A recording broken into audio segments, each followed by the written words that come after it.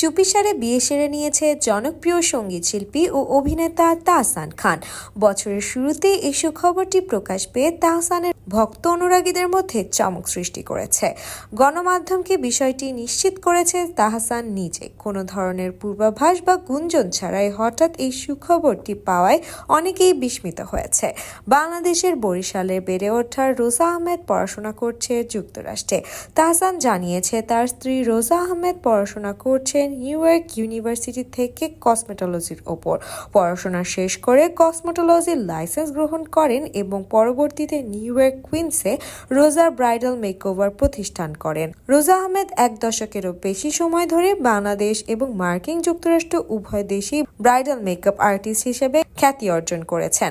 এছাড়া মেকআপ শিক্ষিকা হিসেবে তিনি নারীদের প্রশিক্ষণ দিচ্ছেন এবং অনেককেই উদ্যোক্তা হতে সাহায্য করছেন। রোজার বিজনেস পেজে রয়েছে তার অসংখ্য অনুসারী এবং নেটিজেনদের কাছে অত্যন্ত জনপ্রিয় তিনি।